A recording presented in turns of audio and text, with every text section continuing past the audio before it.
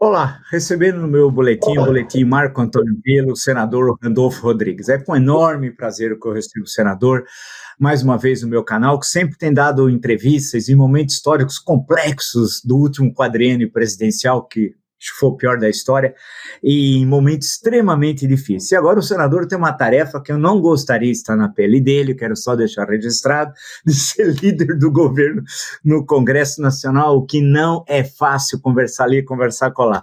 Então, senador, mais uma vez, muito obrigado mesmo, e já encaixo a primeira pergunta ao senador.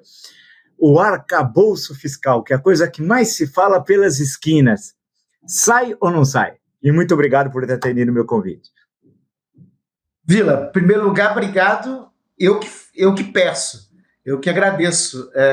Sempre é uma honra enorme estar aqui contigo no teu programa. Eu quero pedir desculpas aqui publicamente também, já na abertura dos desencontros, por conta da agenda e das circunstâncias que estamos envoltos no Congresso Nacional, que não possibilitou que esse momento fosse antes. Então, sempre é uma honra, uma alegria, uma satisfação enorme estar aqui. A âncora fiscal foi apresentada ontem, professor, nessa semana, pelo ministro Haddad. Uma âncora fiscal crível, que parte de um princípio que é um princípio que não pertence nem à direita, nem à esquerda, nem a governo, nem à oposição. Responsabilidade fiscal é um princípio civilizatório, que a esquerda, lamentavelmente, tem que ser feita essa crítica e autocrítica à esquerda, demorou para assimilar, demorou para entender. Sem responsabilidade fiscal, não tem responsabilidade social. O princípio de não gastar mais do que você tem, de não gastar mais do que se arrecada, serve para os governos, serve para os estados nacionais, serve para as famílias, serve para o cotidiano. E é baseado simples, nessa conceituação simples, que o ministro Fernando Haddad desenhou a proposta de arcabouço fiscal. E veja, professor, que foi tão bem recebida nessa semana, que ontem o dólar, pela primeira vez na história, fechou em 5,02. Né? O dólar despencou, a bolsa subiu, então acho que atendeu às expectativas, por um lado, do mercado. Não bastaria atender às expectativas do mercado, senão atender às expectativas da sociedade. E o que é que o povo brasileiro, nesse momento, quer e mais precisa? Primeiro, é comida na mesa. Segundo, é emprego acessível. E terceiro, é nós não continuarmos com essa taxa de juros acachapante, que é a maior taxa de juros do planeta. Nesse sentido, a própria proposta da nova âncora fiscal ajudará numa queda sustentável da taxa de juros, que nesse momento, professor Villa, eu acho que é o grande problema que nós temos que resolver. Né? Veja, as coisas estão sendo restabelecidas, nós estamos voltando à normalidade democrática. Algumas vezes, alguns colegas jornalistas me entrevistam e dizem: mas o presidente não exagerou ao falar da taxa de juros? Eu disse: olha, o presidente está querendo pautar o debate sobre a taxa de juros. Eu acho que isso tem um diagnóstico melhor para a realidade do que quando o presidente recomendava que numa pandemia as pessoas não usassem máscaras ou que tomassem cloroquina, ou quando o presidente outrora atentava contra o Estado Democrático de Direito. O presidente Lula, ao falar de taxa de juros, pauta esse tema de taxa de juros, porque esse é o problema que não pertence ao Banco Central, é o problema que pertence à nação. Se nós equacionarmos isso, se a taxa de juros começar, repito, em uma curva sustentável de queda, nós estamos com a inflação a 5%. Nós estamos com programas sociais robustos sendo colocados. Temos 20 bilhões para investir no Ministério dos Transportes em rodovias. Tem uma expectativa no Ministério das Cidades de até 2026 concedermos casas para mais de 2 milhões de famílias brasileiras. Esse conjunto aí concretizando, gente reduzindo a taxa de juros, eu lhe garanto, professor Villa, nós cresceremos neste ano muito acima das projeções que o mercado tem feito até agora. E a gente terminando esse ano com um crescimento de 1,5%, chegando a 2%, numa rota de controles, de retomada do emprego, o país vai para um ciclo virtuoso de crescimento e desenvolvimento. Tenho certeza disso. Deixa eu perguntar ao senador. O senador, pegando esse gancho do taxa de juros, é favorável à autonomia do Banco Central? Votei contra a autonomia lá quando foi apreciada, quando foi votada no Senado. Mas eu acho que hoje é a realidade. A autonomia foi aprovada pelo Congresso Nacional. Aí, como aqui professor, me ajude aí aquela frase do Roma oculta, causa finita, né? Então, sim, é causa finita, é dado concreto, dado realizado. O Banco Central é autônomo e nós não vamos ficar envoltos a discutir algo que está dado e que a alteração disso no status quo pode trazer consequências para a economia. Agora, o debate sobre a taxa de juros não pode ser um debate somente do senhor Roberto Campos Neto com o mercado. Tem que ser um debate sobre a taxa, com a sociedade brasileira. Por que tem que ser um debate com a sociedade brasileira? Porque, olha, e aí sem interferência na autonomia, mas eu faria essa pergunta para ele, o doutor Roberto Campos Neto deverá ir ao Congresso Nacional, ao Senado, e o Senado é a casa que tem que, de fato, sabatiná-lo, que é a Comissão de Estudos Econômicos do Senado, em específico, é a casa pela qual ele é inquirido, ele é sabatinado, porque foi a casa que o sabatinou e foi o Senado que usou a presidência do Banco Central. E é importante que se diga, o que o Congresso Nacional concedeu foi autonomia. Erra aqueles que chamam de independência. Independentes, em nossa república, só os três poderes. O Executivo, o Legislativo e o Judiciário, conforme preceitua o artigo 1º da Constituição. A autonomia que foi concedida ao Banco Central tem um conjunto de critérios que tem que alcançar. Tem que alcançar metas de inflação, mas também tem que alcançar metas de emprego. Foi nesse sentido, nesse formato, que a autonomia foi votada. E eu quero ter um debate por Campos Neto sobre o seguinte: na última reunião do Copom, eu até não me resignava com a manutenção da taxa de juros. Agora, eu considero que o comunicado do Banco Central e, sobretudo, a ata posterior do Copom não teve assento na realidade.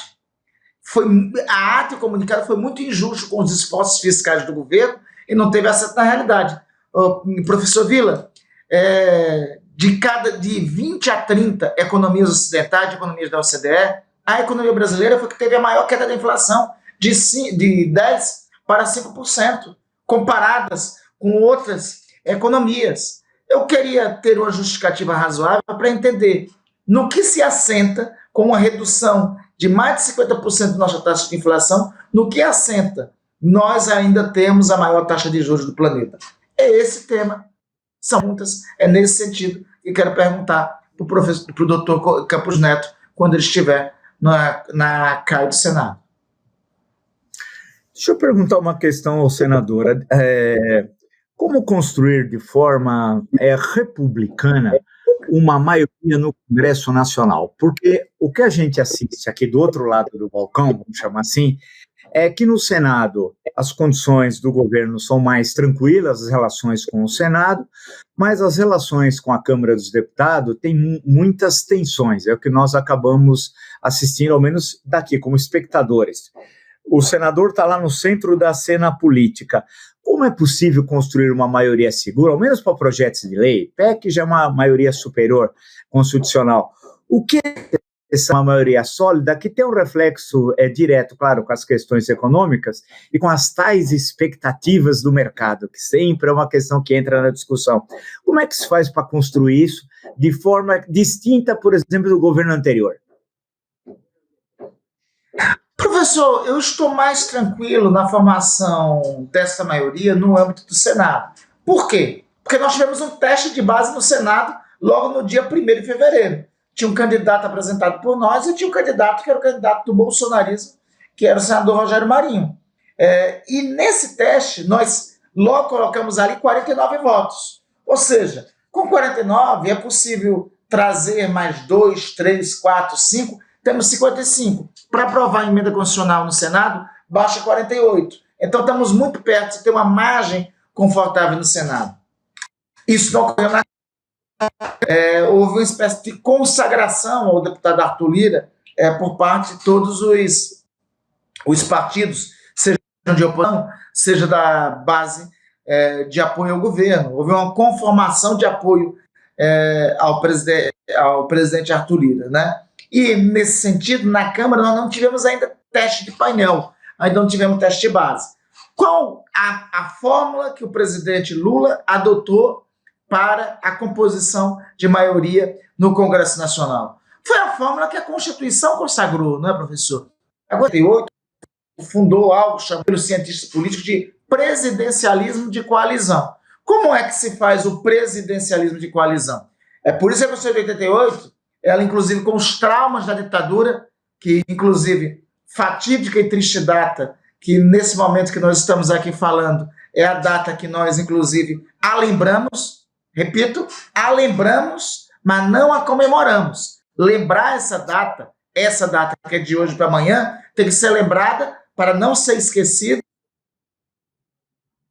porque quem está disso incorre nos mesmos erros nos tempos próximos, nos tempos futuros, né? Então essa data tem que ser sempre lembrada, nunca celebrada, nunca comemorada, porque tortura, morte não são razões para se comemorar. Lembremos sempre o saudoso doutor Ulisses Guimarães. Temos ódio e nojo à ditadura, sobretudo em todos os lugares que ela nos ataque, sobretudo na América Latina. Então, foi sob esse signo que a Constituição de 1988 foi gerada, com o signo de superar o regime que existia no passado, que era centralizador, concentrador dos poderes em torno do presidente da República e, por excelência e decorrência de tudo isso, autoritário. O que a Constituinte fez para mediar os poderes do presidente da República?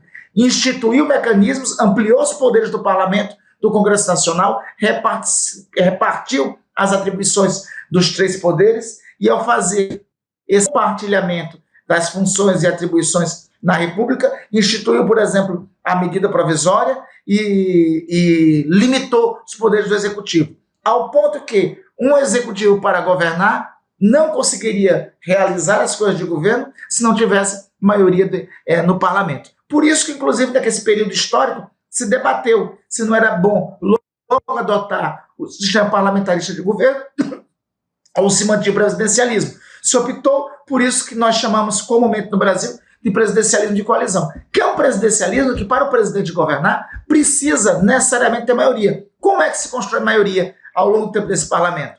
Chamando as forças políticas que integram o governo para dar sustentação no parlamento.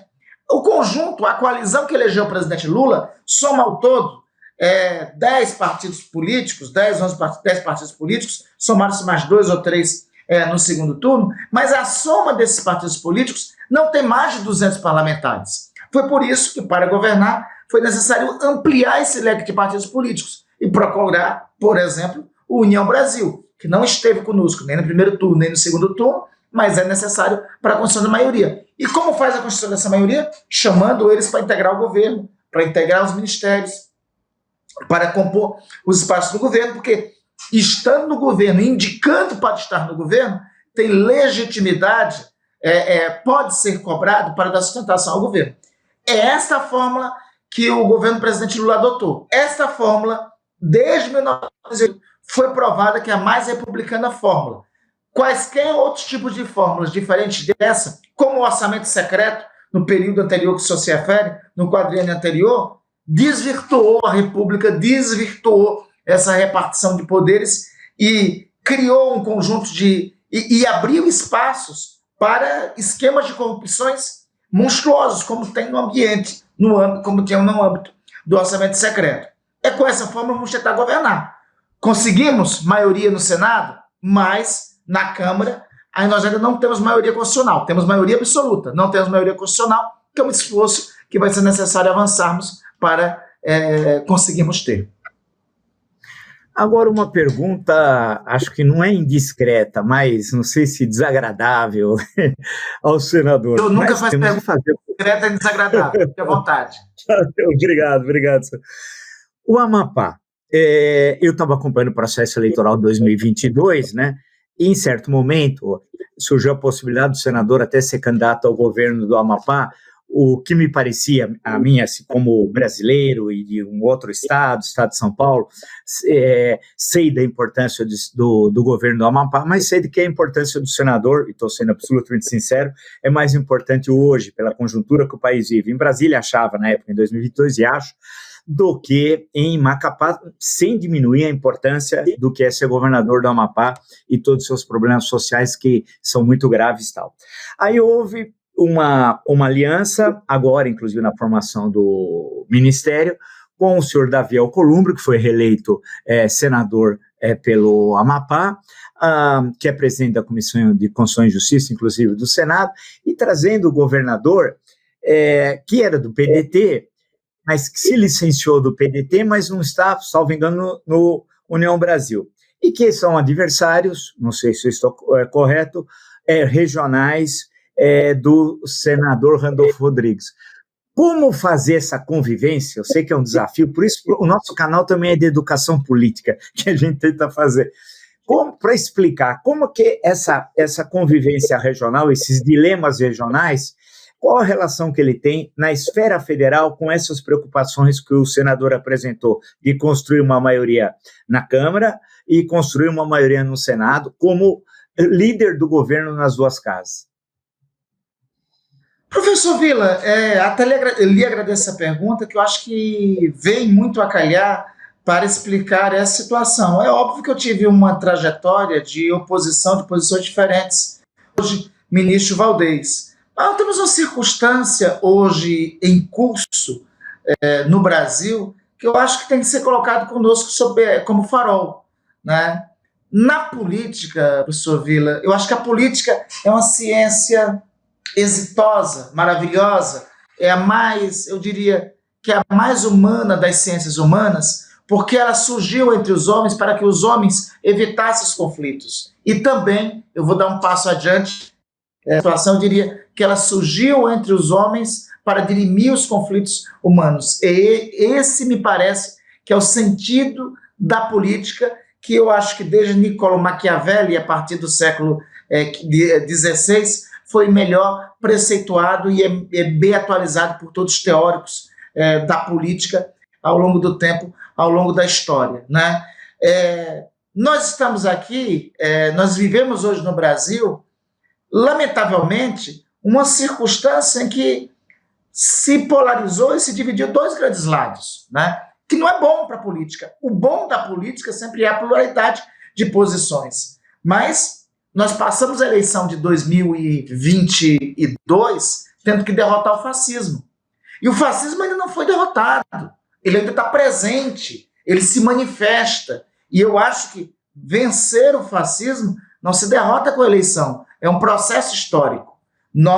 Eu gostaria de ter uma oposição, por exemplo, no Congresso Nacional, que fosse uma oposição do centro democrático, que o antagonismo fosse a social-democracia, o centro democrático liberal com a centro-esquerda. Mas não é essa. Quem hegemoniza a oposição no Congresso Nacional, existem setores democráticos na oposição, mas quem hegemoniza, nesse momento, é o fascismo. O nosso confronto é em relação a eles. Então, o que aconteceu no Brasil, aconteceu também, tem sua ressonância e consequência aqui no Amapá. E aqui no Amapá também se constituiu dois campos políticos. Então, por isso eu tenho profundo, não só tenho respeito, compreendo, mas considero acertada as opções de composição da parte do governo do presidente Lula, do próprio presidente Lula, porque era necessário para fazer a demarcação dessas posições. E veja, professor Vila, me permita, como historiador, me inspirar no exemplo da história, né? O senhor conhece muito bem, nos anos 1930, né, a grande liderança das esquerdas naquele período era Luiz Carlos Prestes. Luiz Carlos Prestes tenta um movimento que ficou conhecido como Tetona Comunista, tenta através de derrubar o governo de Getúlio Vargas, é preso em decorrência disso, e a sua companheira de vida, amor da vida dele, que ele sempre escreveu dizendo isso, Olga Benário, é entregue, não somente é presa, mas é entregue pelo governo de Getúlio Vargas, judia e comunista, é entregue a Hitler. Uma circunstância daquela, na prática, significou a condenação de Olga à morte, como de fato se concretizou. Em 1945, Luiz Carlos Prestes sai da prisão, né? Primeiro ato dele, um grande comício no Pacaembu, que teve a presença, inclusive, de Pablo Neruda. Primeira fala de Prestes diz que o dever de todos os trabalhadores, de todos os comunistas, é apoiar a permanência do governo Getúlio Vargas por conta do movimento que ele tinha feito em defesa dos trabalhadores. Perguntado depois pela imprensa, Prestes provocado depois pela imprensa, dizem: você está nos orientando a apoiar Vargas, que entregou o amor de sua vida à morte? Prestes responde o seguinte: muito além das minhas vicissitudes pessoais está a causa a qual me dedico dos interesses do povo. Para o povo, nesse momento, é importante continuar com Getúlio. Acho que isso é um exemplo da história, que as nossas vicissitudes ou divergências pessoais não podem ser maiores que o desafio da circunstância histórica que nós estamos envoltos. Senador, aproveitando justamente esse gancho, Jair Bolsonaro retornou ao Brasil e esperava, presumo, o próprio partido que tivesse, eu até brinquei, esses dias tivesse uma massa popular cercando o aeroporto e outra grande massa popular cercando o prédio do Partido Liberal. Não ocorreu. Eu vi com muita diversão.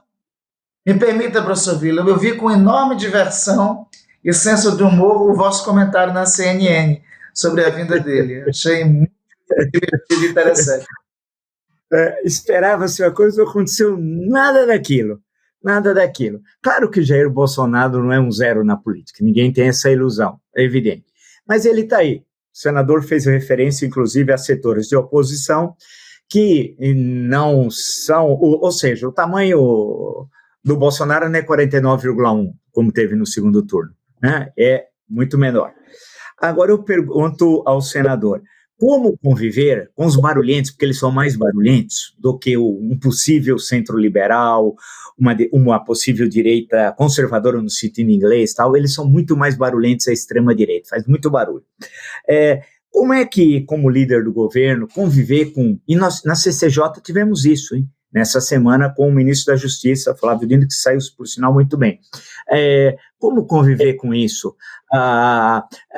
Democraticamente, eu sei que é um debate também no campo, tentar trazer para o campo das ideias essa explosão extremista. Como é que é isso? O Jair Bolsonaro é um adversário perigoso para o governo, o Bolsonaro não interessa mais, interessa ter uma agenda do governo. Em suma, como é que é a sua análise sobre o retorno de Jair Bolsonaro ao Brasil, além de todos aqueles problemas legais, judiciais, eleitorais, joias, etc.?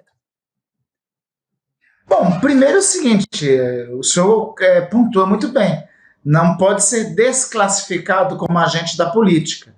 Agora, eu acho que ele está numa posição de muita fragilidade para liderar a oposição. Tanto é que as razões pela vinda dele do Brasil, acho que são menos de tentar liderar a oposição e mais de ordem judicial. Salvo o melhor juízo, ele tem depoimento da Polícia Federal marcado para o próximo dia 4 de abril. Então, me parece que ele está vindo mais para prestar conta à justiça do que para qualquer ato ou ação ou iniciativa de liderar a oposição, né?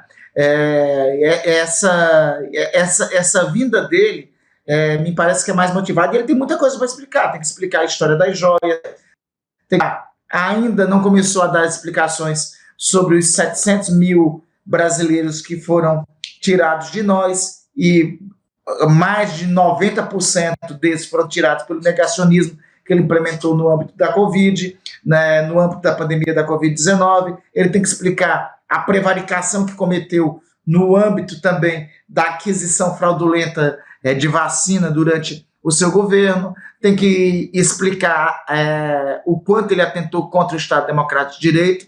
Então, me parece que a razão da vinda dele é mais relacionada a isso. Agora, qual eu considero que é a forma mais eficaz de nós combatermos o fascismo? É melhorar a vida do povo. Nós temos que ter foco nas coisas do governo, e o governo está dedicado a isso. O foco, a prioridade nossa tem que ser colocar comida na mesa dos brasileiros, que pelo menos 100 milhões deles vivem em segurança alimentar. O nosso foco tem que ser baixar a danada dessa taxa de juros e vamos começar isso agora com a aprovação da âncora fiscal, para, com a queda da taxa de juros, nós temos a recuperação do emprego e do emprego de qualidade. Nós temos que implementar os programas de investimentos e programas sociais como Minha Casa Minha Vida, para que 2 milhões de brasileiros possam voltar a ter casa. Nós temos que voltar a construir escolas que deixou de ser construída durante o período passado. Nós temos que voltar, o país tem que voltar a ser uma referência global de vacinação que outrora foi, né? A forma mais eficaz de combater o fascismo não será com palavras ou com debates na CCJ, porque o nível que o fascismo sempre leva é o nível da desqualificação da política e dos políticos. A melhor resposta do governo para combater o fascismo é melhorar a vida dos brasileiros. E é nisso que vamos estar focados.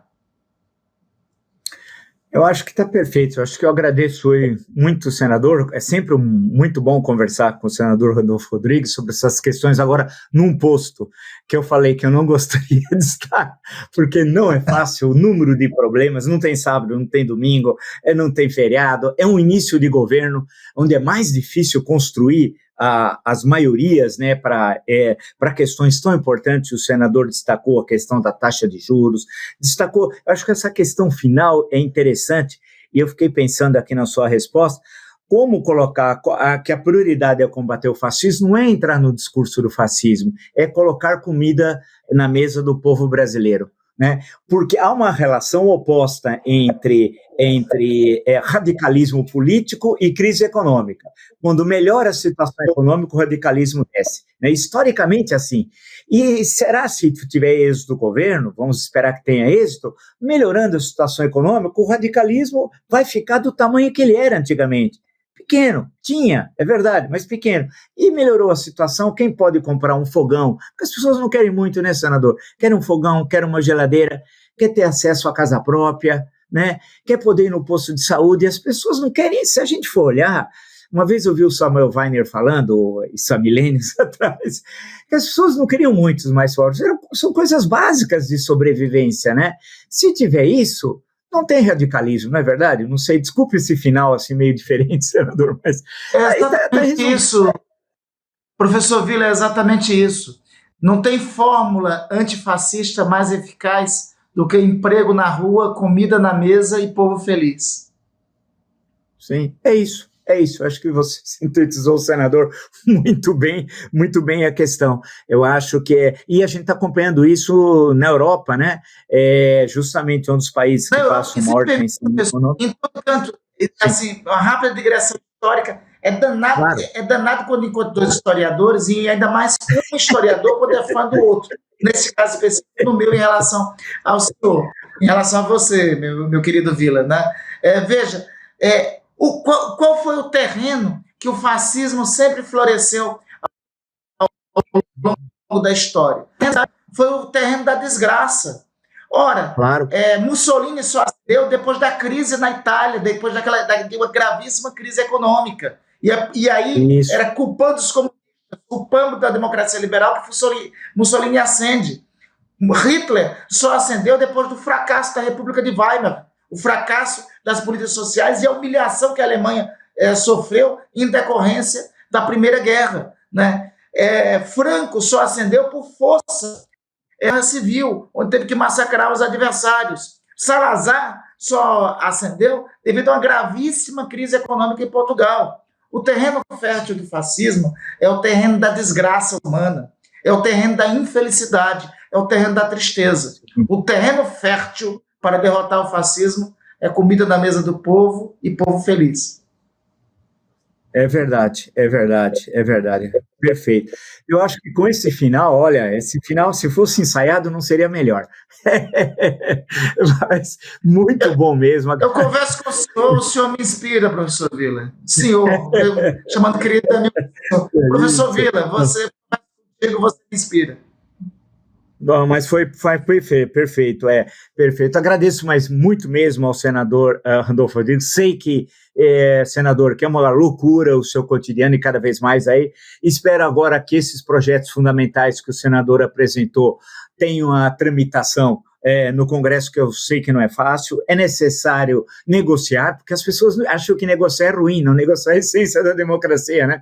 Negociar e nós possamos ter essa recuperação econômica que no início da nossa conversa, se a gente conseguir crescer um pouco mais de 1%, entre 1 a 2 ali, 1,5 tal, eu acho que já vai ser um sinal muito positivo para o ano que vem, nós demos um salto maior, né? Eu acho que isso cria um astral melhor na sociedade e tal. Eu queria agradecer mais uma vez o senador. Muito obrigado mesmo. Felicidade maior é minha e a alegria sempre é minha. Não é sempre que o entrevistado é fã do entrevistador, né? E este é o meu caso, sempre que estou contigo. Abraço, professor. Muito obrigado, então. Um abraço, grande abraço.